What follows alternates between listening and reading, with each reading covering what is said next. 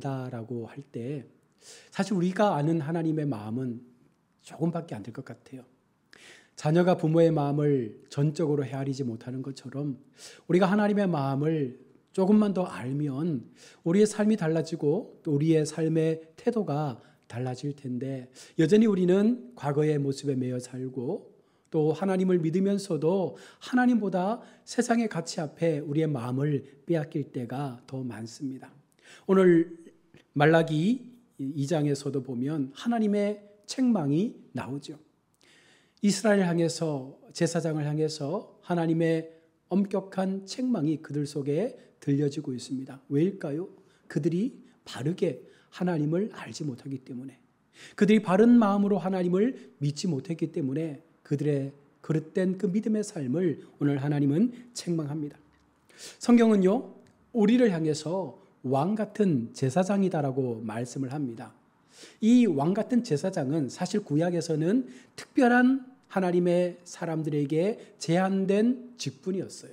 대제사장, 레위인들, 아론의 자손들. 그러나 예수님께서 우리를 위하여 십자가의 죽으심을 통하여 우리 모두가 이제는 아론의 자손들과 같은 왕 같은 제사장의 반열에 올라와서 우리는 제사장을 거치지 않고 우리 스스로가 하나님 앞에 예배할 수 있는 자리에 세워지게 된 것입니다.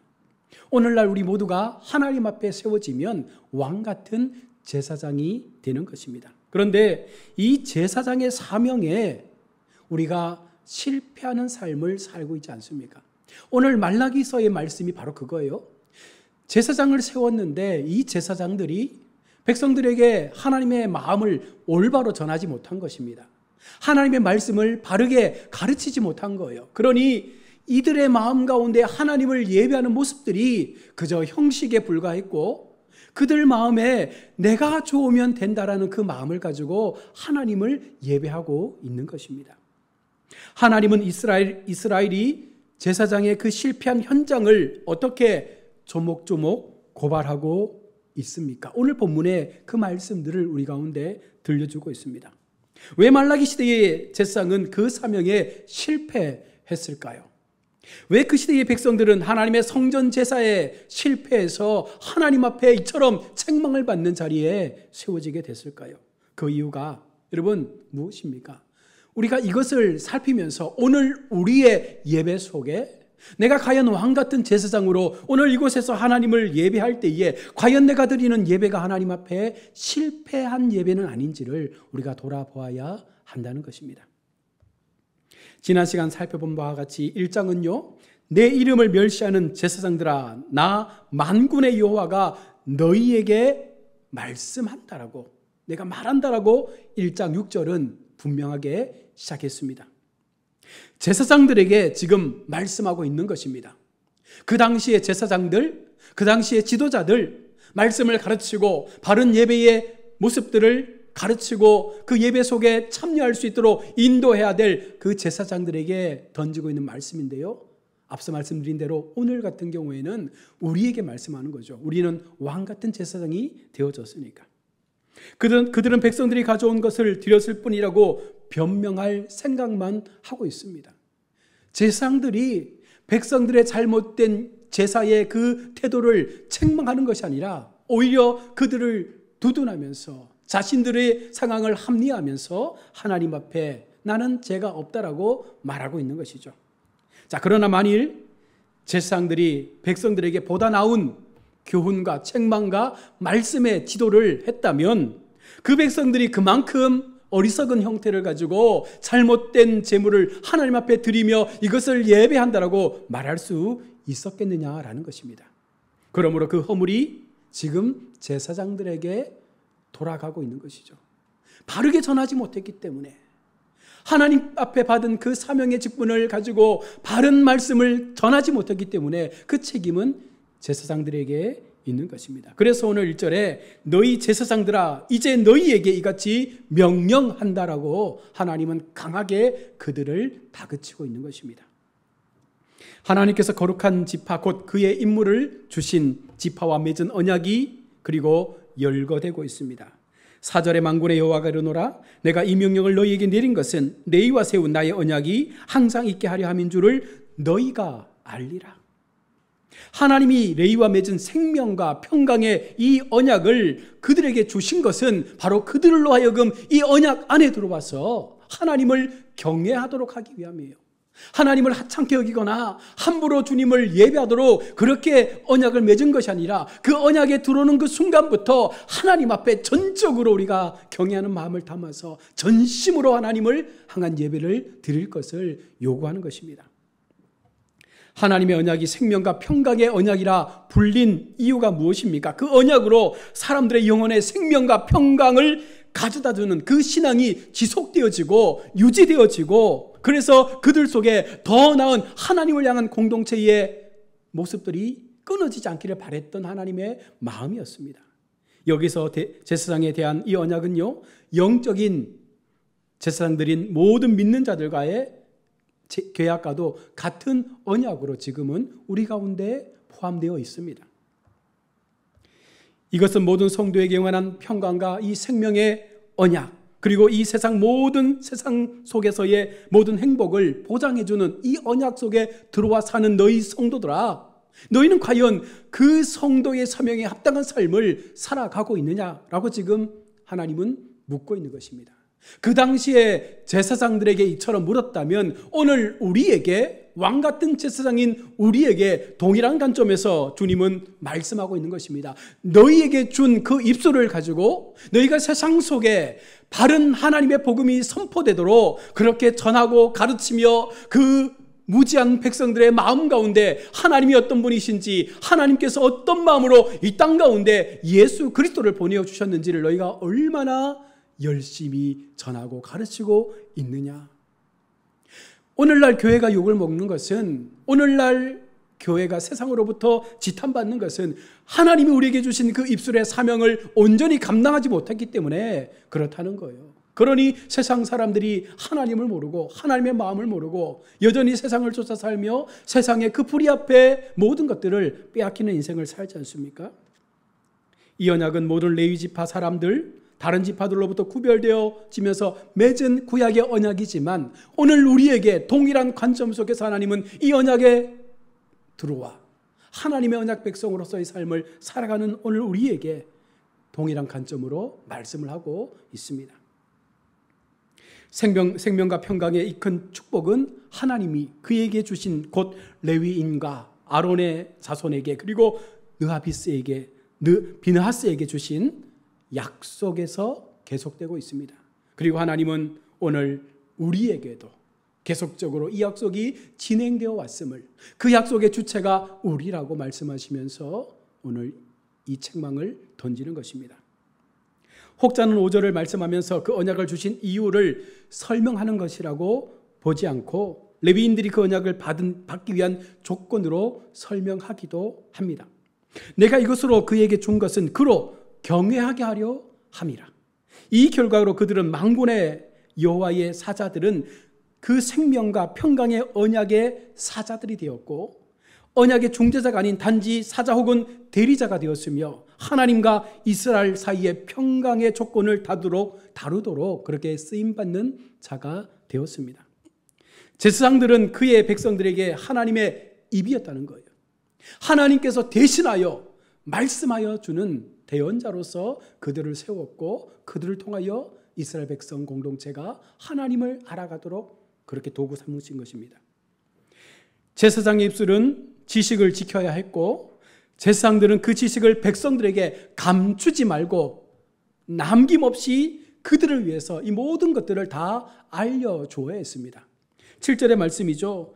제사장의 입술은 지식을 지켜야 하겠고 사람들은 그의 입에서 율법을 구하게 되어야 할 것이니 제사장은 만군의 여호와의 사자가 됨이거늘. 하나님께서 제사장에게 주신 그 사명, 그 입술을 통하여 하나님의 말씀이 전달될 수 있도록, 하나님의 그 마음이 전하여질 수 있도록 그렇게 그들을 사용했다면 오늘 우리도 어쩌면 그와 같은 모습을 통해서 하나님의 도구로서 세상 가운데 우리 입술을 열어 하나님의 마음을 전달하는 전달자가 되어져야 한다는 것입니다. 그것도 그냥 전하는 것이 아니라 바른 진리, 성경에 입각한 바른 진리의 말씀을 세상을 향하여 우리의 입을 벌려 전하는 그 사명을 온전히 감당해야 한다는 것입니다. 성직자들은 지식의 사람들이어야죠. 1차적인 책임은 어쩌면 교회를 담임하고 있는 목회자들의 책임일 것입니다. 바르게 가르치고 바른 말씀을 전하고 바른 진리를 증거하며 하나님 앞에 바른 교훈을 우리 성도들에게 전했다면 교회가 이처럼 부패했다라고 세상 사람들에게 욕먹지 않았을 것입니다. 또한 단지 지식을 가질 뿐만 아니라 기회가 있을 때마다 이 모든 것들을 사람들에게, 다른 사람들에게 전달할 수 있는 준비를 해야 합니다. 사람들이 그 입에서 율법을 구하게 될 것이기 때문에 어느 순간 하나님께서 택하신 사람들이 있다는 거예요.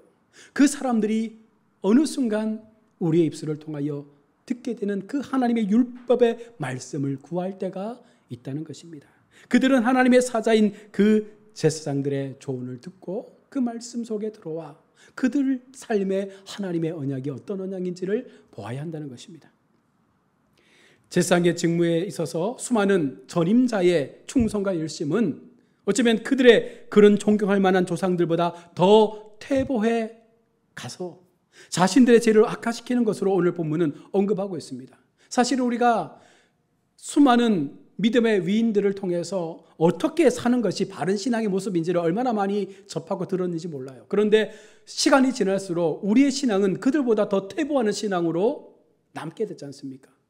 일제강점기 때, 6.25 동란 때 얼마나 많은 믿음의 사람들이 죽음의 총칼 앞에서 복음을 지키다가 죽어갔습니까? 지금 우리는 그 같은 믿음을 가지고 있습니까? 오늘 우리에게 그와 같은 마음을 가지고 예수 복음 때문에 생명 걸고 그 길 앞에 나의 삶을 드릴 수 있는 철저한 헌신들이 우리 삶 가운데 일어나고 있습니까? 전임자보다 못한 신앙, 점점 더 퇴보해가는 이 신앙들이 계속적으로 우리 삶 가운데 있어진다면 결국 우리는 희망을 잃게 되는 것입니다. 여러 성경 가운데 선한 제사장은 언제나 그럼에도 준비되어 있었고 또한 그들은 담대하게 이 복음 앞에 세워졌습니다. 그 입에는 진리의 법이 있었고 그 입에는 율법을 구하는 사람들이 있었다는 거예요. 그들을 위해서 그 선한 사람들, 선한 제사장들을 세워서 하나님의 법이 끊어지지 않도록 하나님은 역사하고 또한 그 섭리 가운데 함께 하셨습니다. 진리는 법이요 명령을 내리는 능력을 가지고 있습니다. 그래서 우리가 세상을 향하여 하나님 주신 입술로 복음을 선포하면 그 선포하는 것이 우리의 힘으로 하는 것이 아니라 하나님 주시는 성령의 능력으로 선포되어지는 것이기 때문에 들을 귀가 있는 사람들에게는 그 말씀이 들려져서 그 양심이 깨어지게 된다는 것입니다. 그리고 더 간절함으로 하나님 앞에 그 말씀 듣기를 사모하는 자리로 나오게 된다는 것이죠. 그리스도께서는 진리로서 이 땅을 다스립니다. 그는 하나님 앞에 행하도록 택함을 받은 제사장같이 사셨다라고 말씀하죠. 그래서 우리도 그분을 닮아 우리 주님처럼 그렇게 우리의 인생을 참 제사장의 모습을 가지고 세상 앞에 살아가야 한다는 것입니다. 그는 평강과 공평으로 하나님과 함께 행하셨습니다.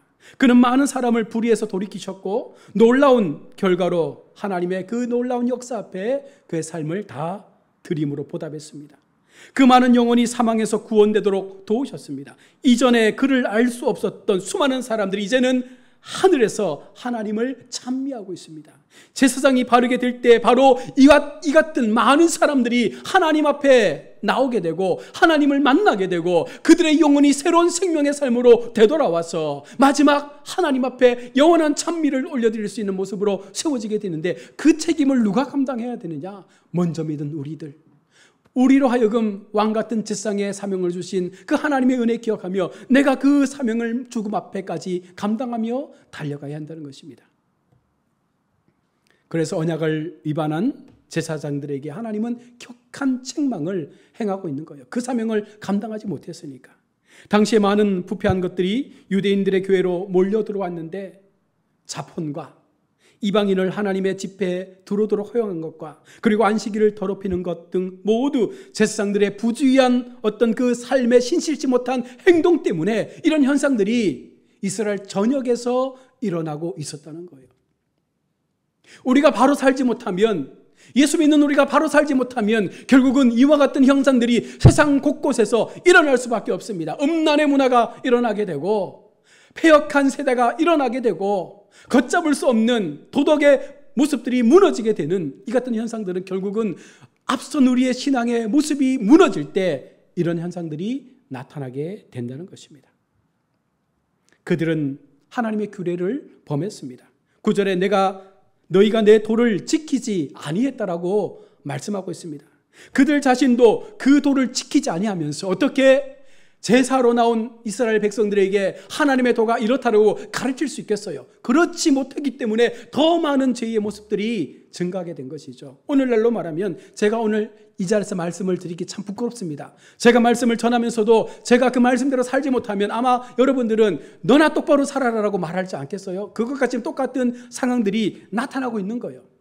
말씀을 전하는데 그 말씀대로 살지 못하니까 내가 할 수 있는 것들, 내 양심에 가책이 없는 세상적인 것들을 가지고 가르치고 전하면서 그렇게 사는 것만으로도 괜찮다라고 전해버리니 이스라엘 백성들이 하나님 앞에 나올 때 세상에 거짓된 것들, 악한 것들, 병든 것들을 함께 가지고 나와서 하나님을 예배하는 거룩한 자처럼 행세하면서 주님을 욕되게 한 것입니다. 그런데 오늘 우리가 그와 같은 모습을 가지고 있지 않습니까?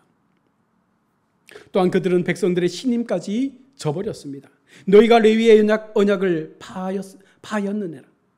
그들은 저들의 직무를 마치 그것이 다만 그들의 배를 채우고 그 삶을 좀 더 평탄케 하기 위해 계획된 것처럼 관리하고 있었을 뿐 하나님의 영광을 위하여 사람들의 영혼의 이익을 위해서는 결코 행하지 않았다는 거예요. 오직 자기 배를 부르게 하기 위해서.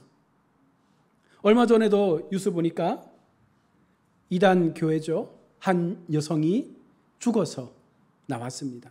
부검을 해봤더니 폭행의 모습들이 있었다라고 국과수에서 말했습니다. 어떻게든 이용하고 어떻게든 자기의 유익만을 위해서 그렇게 행동하는 오늘날 우리의 모습들을 돌아보면서 과연 우리가 이 당시의 제사장들과 우리의 모습이 다를 게 있느냐? 여러분, 이 사실을 우리가 살펴봐야 한다는 것입니다. 그들이 백성의 신뢰를 저버린 또 다른 예는요, 그들이 율법을 행할 때에 사람에게 따라서 다르게 한 것입니다.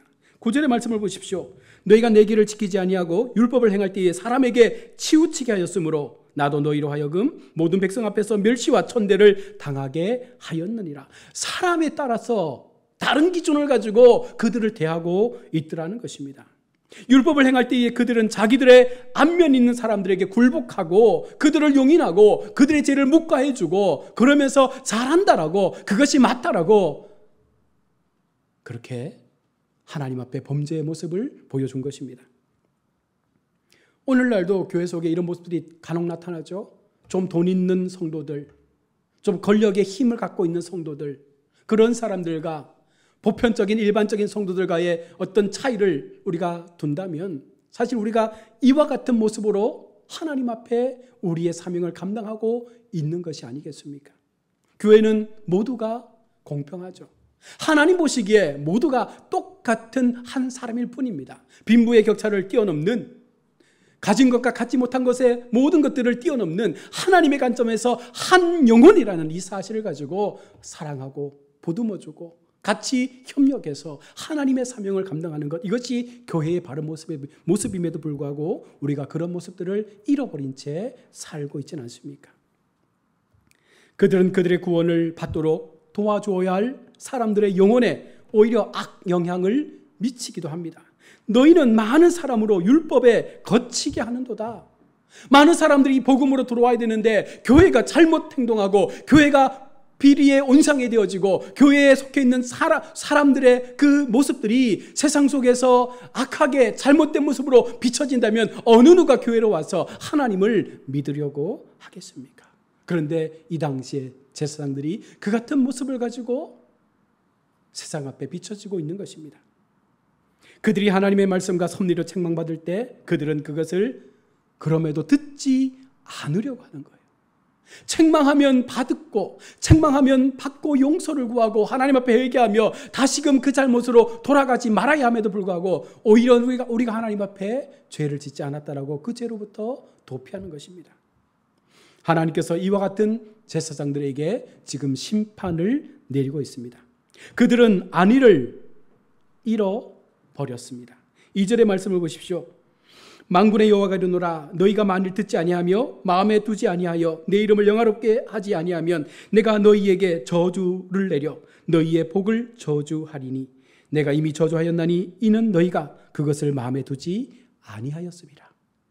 하나님의 책망의 말씀이 들려지고 그 말씀 앞에서 우리가 무언가 깨달아질 때 철저하게 그 자리에서 순복하고 엎드려 하나님 앞에 용서를 구하면 모든 것이 끝나지만 오늘 말씀처럼 오히려 더 뻔뻔하게 하나님 앞에 내가 죄가 없음을 고백한다면 분명 하나님은 그들에게 저주를 내릴 것입니다. 또한 그들은요, 백성들에게 신용마저 다 잃어버리게 되죠. 백성들마저도, 함께 알고 있었던 나의 주변의 사람들마저도 나를 다 떠날 것입니다. 나도 너희로 모든 백성 앞에 멸시와 천대를 당하게 할 것이다. 내가 하나님 앞에, 하나님의 율법 앞에 나를 내어놓지 못할 때 하나님께서 그렇게 갚아줄 것이라고 말씀합니다. 그들이 하나님의 도를 버리고 레위의 언약을 파했을 때 그들은 그것에 의해서 그들 스스로가 천해졌을 뿐만 아니라 일반 사람들의 눈에서조차도 네가 제사장이라고, 다시 말하면 네가 목사라고, 네가 하나님을 믿는 사람이라고 이와 같은 조롱 앞에 세워지게 될 것임을 말씀하는 것이죠. 그들에게 진노의 판결이 내려집니다. 2절과 3절의 말씀인데요, 그것은 하나님의 진노의 판결이지만 여기에 중요한 것이 있습니다. 바로 조건부예요. 조건부. 그러함에도 하나님께서 그들에게 조건을 내걸고 있습니다.